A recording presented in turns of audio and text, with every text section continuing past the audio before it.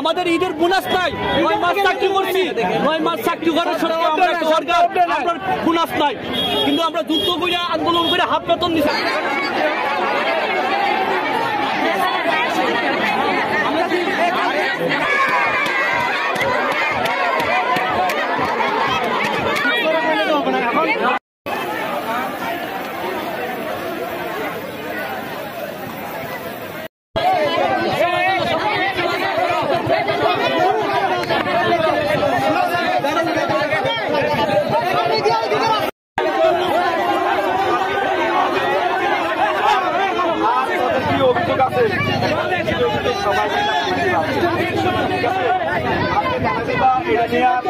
যা যা অভিযোগ আছে সবগুলো তাদের সাথে কথা বলবো, আমাদের সমস্যা সব কিছু দূর করবো। ঠিক আছে, সরকারি রাস্তা করে আদেশে উপনীত করা হচ্ছে।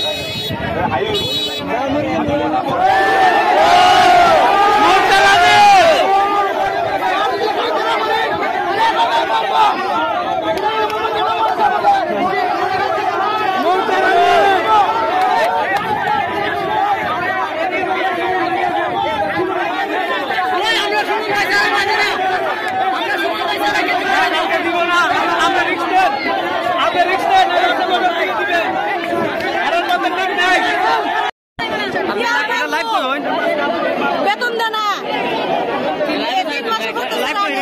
11 বছর ওভারটাইম আড়ো বেতন বাড়া না 2-3 করে বাড়া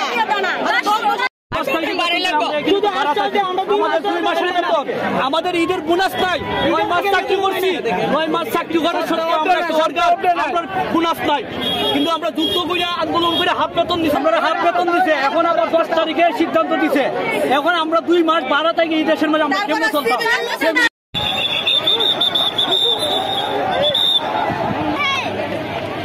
তাদের মধ্যে আপনাদের দাবি দাওয়া নিয়ে আমরা ইতিমধ্যে কথা বলেছি।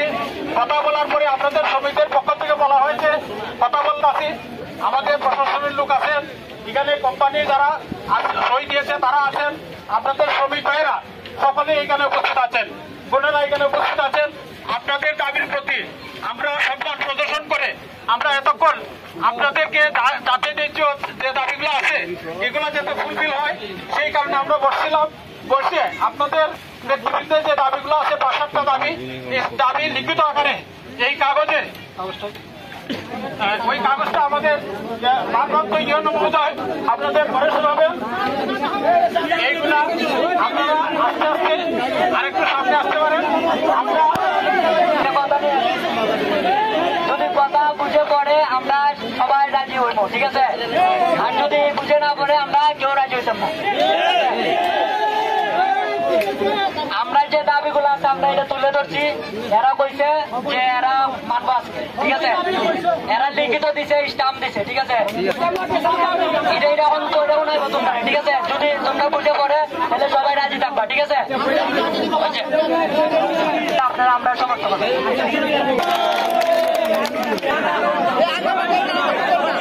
আসসালামু আলাইকুম।